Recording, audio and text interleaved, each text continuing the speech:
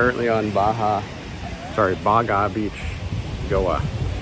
I don't really have anything exciting to say except that I'm on this beach. It's a giant beach. It's really a wide, vast stretch of sand here. Unlike the beach where I'm staying, it's called Candolim. It's like very narrow, that beach. So I was pretty surprised. I just took a motorbike ride up here just to check it out, and it's really massive. It's nice.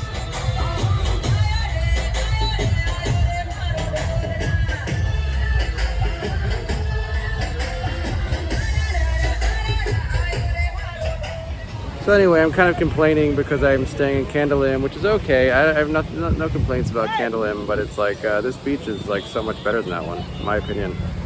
So there you go. It's a little snippet of Goa. So yesterday I went on a tour of these historical forts in Goa. I'm not sure if you know, but Goa was a Portuguese colony for a long time. So there's a lot of 100-year-old colonial Portuguese forts. I saw a couple of those today. I'm going to see some more ruins later today of a Portuguese fort. It's a pretty chill place here.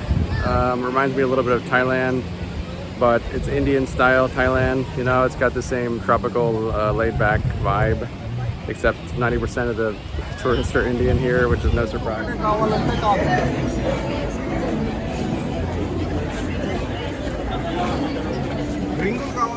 Besides all the Indian tourists, which is like the vast majority, there's also a lot of older people from Russia and England.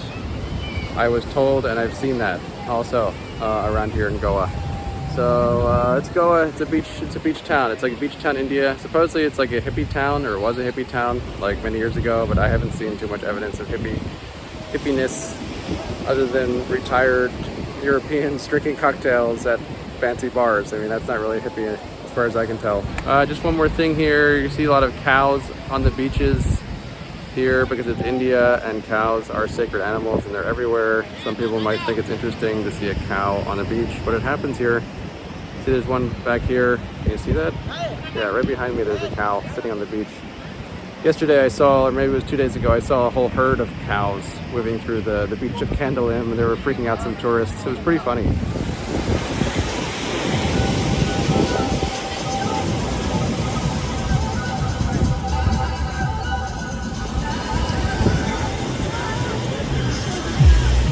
So just to give you an idea of how big Goa is, I'm going to go to another beach now. It's called Anjuna or something like that. And I thought it would be right next to this one on my motorbike, like a 5-minute ride. It's actually a 25-minute ride from here. And it was about a 20-minute ride to get here from where I'm staying in Candolim. So it's a very big area, very spread out, Goa. It's the smallest state of India, but it seems huge to me.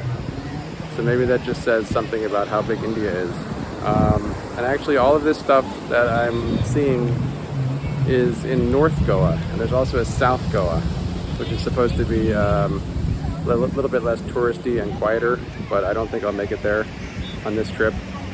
So next beach is Anjuna. One thing I find cool about Goa is like there's a lot of old random like churches and like Portuguese style architecture that I see while I'm driving and whatever, so I'm just gonna show one real quick. I love this sign. It's what Jesus commanded. I guess I broke the commandment because I parked right here. Hope I'm not going to hell. Hey, what's up? Now I'm at this other beach called Anjuna Beach. And the size of the beach itself is more like the beach where I am at, Candolim. But it is still more spread out somehow. It seems like it's maybe less crowded here. And I've noticed there's a lot less white people. I mean, like Western tourists. So it's interesting. It seems slightly more remote here and less developed, although there's still plenty of people on the beach. As you can see, it seems like I somehow ended up staying in one of the most developed places on the island, which I wasn't really aware of. Hi, what? Take a photo? Okay. Hi, you're on my video. Sure, I can take a photo. Hi, how are you? How are you? What's your name? Kiran. Kiran? You're fine? What's your name? Hi. Hi. Welcome to my vlog. Thanks, guys. Okay, let's take a photo. You want to take a photo? Let's do it. Okay, like I was saying before, I was so rudely interrupted by those guys who wanted a photo. Just kidding, they were very nice guys. Some of the reviews that you see online, this is just like a little pro tip about traveling. It's like they're always trying to like sell you something, you know. It's like, oh, this beach is amazing. They're all amazing. All the beaches are amazing, and they're the same, but they're not the same. I mean, it's like, I don't know. Sometimes I feel like a lot of these travel websites, even some reviews on like Booking.com or something, it's like it's all just, there's no like neutral observer, you know. It's always like they want you to come to the beach, or it's from like the Goa tourist agent, Department of Tourism or something. So they're just telling you like, all the beaches are amazing, it's relaxing, blah, blah, blah. But no, not all the beaches are the same. That's the point. You know, it's very obvious that like the one where I'm staying, it's like more heavily developed, and it's kind of like a smaller beach. Hey everyone, it's Chris H here. I'm kind of time traveling right now. It's the next day here in Goa. But I wanted to show you Candolim Beach, the beach where I'm staying. Nearby, kind of loud surf here. Hope that doesn't interfere too much with the video, but oh, I'm getting wet. No, I'm okay, thanks. So I just wanted to show that it's like a pretty narrow beach here. There's quite a few like shacks for eating and stuff. Huh? Wait a minute, somebody wants to.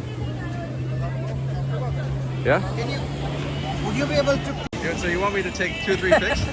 Using this? I use that? Yeah. Put together. Sure. Yeah. Okay. You can take my phone and. Okay, so as usually happens here, some guy just wanted me to take a pic with him, and I was the one taking the pic with his phone of us, of a selfie, and he also wanted me to take a picture of him getting a massage, which I did. So that's life as a tourist in India, I guess, or maybe it's because I'm filming this, people think I want to take pictures or something, I don't know. Anyway, the point is that this beach is like way more crowded than those other ones, and much more narrow and congested. But I mean, it's a nice beach, I'm not complaining, I'm just saying it's not the same as the others. I mean, they're all different, each one's different. So let me get another shot of Candolim here. You'll see how crowded it gets up in this section. Okay, so now I'm approaching the crowded, congested, like the downtown area of Candolim Beach here. You can see all these tourists just hanging out on the beach. And, you can also see some restaurants up here. They're called shacks. They're pretty much everywhere. The one we just saw, Baga, is like way more big than that one, and this one, Anjuna, seems slightly more remote and less people, and it's a little bit wider, slightly wider maybe than the one where I am. But like, you really wouldn't know that from reading some of these reviews that I read. So it's like, well, what's the point of the review? It's just to get you to come here and spend money. Maybe. That's kind of cynical. I'm sure some people have accurate reviews, but those might be a little few and far between. Anyway, reviews are a complicated process. If you can write it without impartiality, I salute you, my friend.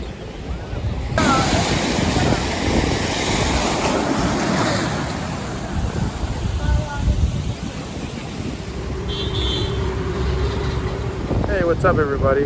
Me again. I made an unplanned stop here at another beach because I got lost, basically, and I just ended up here. So the beach behind me, it looks kind of nice actually, pretty kind of quieter and smaller than some of the other ones I've seen. It's called Big Vagator Beach, and the description on Google Maps says, I quote, "Simple beach known for its rave party scene," or maybe it's rave scene, something like that. So that's interesting. I did see a kind of poster coming in here that said it's advertising a psychedelic circus. So maybe I've discovered the hippie part of Goa. I don't know. Wow, this is interesting. I was just leaving that beach, Big Vagator, and I stopped here to take a picture of this weird statue. But I found this little chapel. It's like a ruined chapel right next to the beach. Kind of cool. It's the kind of thing you see in Goa a lot.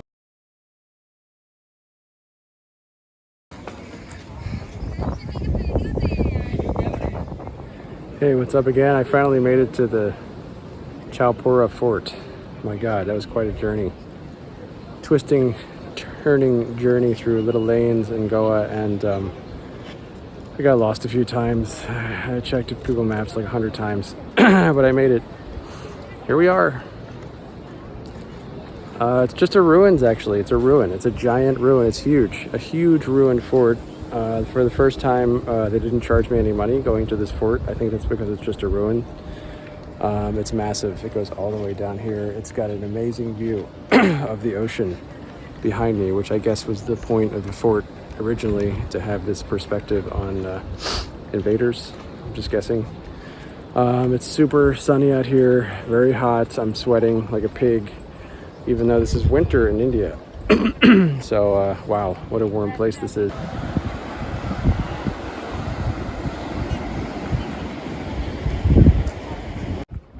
Okay, so we just saw some very cool views from this fort.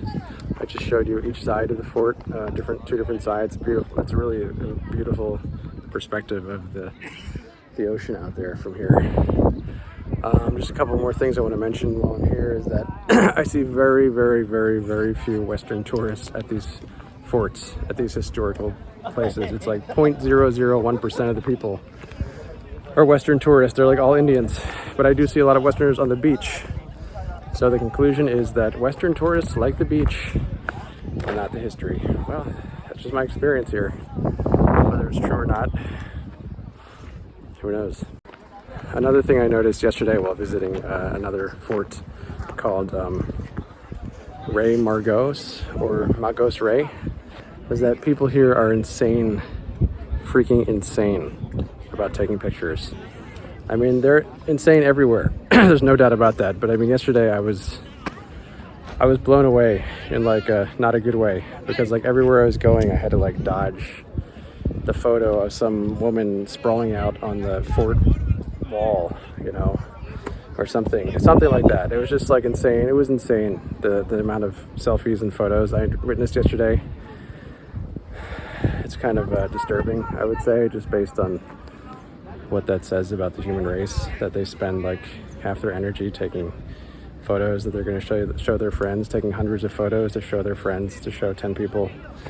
I don't know, I thought it was kind of weird. It's not really about India, it's about everywhere in the world, that it's like a craze, a photo, selfie, social media craze. I don't know what it is, but to me it's kind of insane, because it's so much energy you're spending on these, to be honest, not that great photos. I mean, they're okay photos, you know, some historical place in the background or from a balcony or something, but it's not like anything to write home about, you know. I mean, cool, you want to show your family and friends, so do I.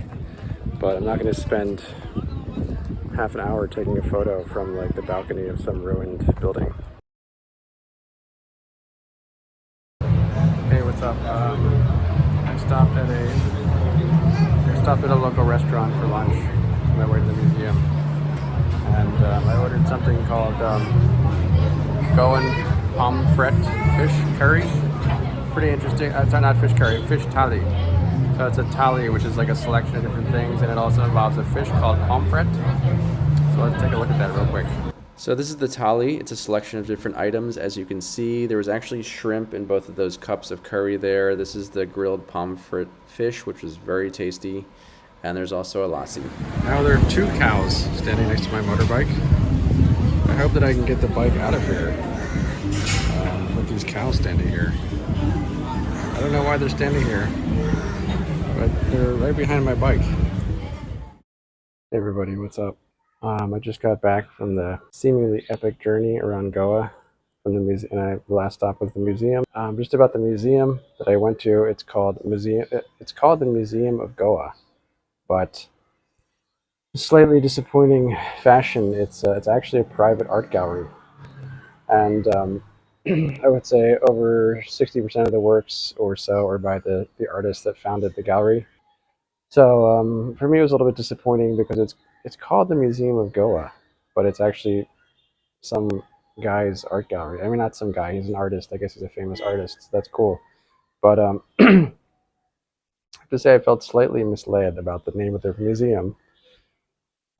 Museum of Goa, MOG for short. Anyway, and also the museum was in this very odd area, like this industrial kind of wasteland area where they were doing all these construction projects. It interesting. It's an interesting experience. There were a few cool works of art there, I will say. I mean, yeah, there's a nice one there.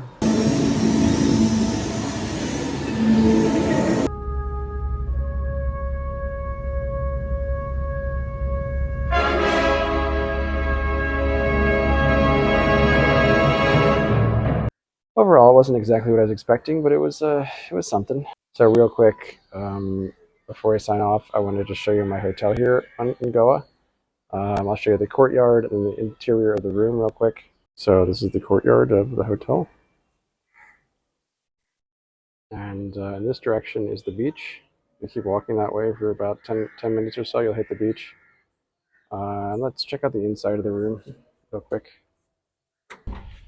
It's a basic room, but it has pretty much everything I need, I will say, I have to say. So it has a nice, very comfortable bed. Some nice cabinetry. Well, I mean, it's not really nice cabinetry, but it is cabinetry. Some shelves, a little artwork, snippets of artwork here and there. It's got a decent desk, a little table here with a mirror, and a view out in the parking lot. Okay, and it has a TV. So it's it's basic, it's simple, but it's functional. It's very functional. And for this room, I'm paying about, I think it's like $35 US or something per night. So the name of this place is called Time and Leisure Hotels. Yeah, nice little place. It's kind of a small hotel, but it does the job. Pretty good breakfast. I mean, the breakfast is not included, but the food is pretty good that they make. So that's probably it for Goa. I'm going somewhere else in a couple days, and I don't really anticipating making any more videos. My next task is to watch the Super Bowl from here. As you may know, it features my team, the Philadelphia Eagles, against the Chiefs with our ex-coach Andy Reid. Anyway, that's not really important. The important thing is that I have to watch it tomorrow morning at 5 a.m. Indian time. I want to see it live. So I discussed this with the manager of the hotel. He pointed out where the where the strongest Wi-Fi spot was in the hotel. So tomorrow morning at approximately 5 a.m., I'm going down to that courtyard and sitting next to the little room where they have the router. There's going to be a guy sleeping in that room, but he said it's no problem as long as I'm quiet. I can just, use headphones and watch the Super Bowl. So, go Birds! Fly, Eagles, fly, on the road to victory. Okay, so I think that's it for today. I'm gonna go hit the beach and try to cool down a little bit. See you next time. My next place in India, a place called Rajasthan. Rajasthan, I think, means land of the kings. Raja is king. Stan is land. I'm just kind of interpreting this on my own because I've learned recently that stan means land. Like, for example, the Hindi name of India is called Hindustan, land of Hindus, which makes a lot of sense. I don't know, there's a lot of stans around the world, as you know, Kazakhstan. I think it always means like something land, like Kazakh land. Anyway, Raja, as you may know, is like a prince or a king.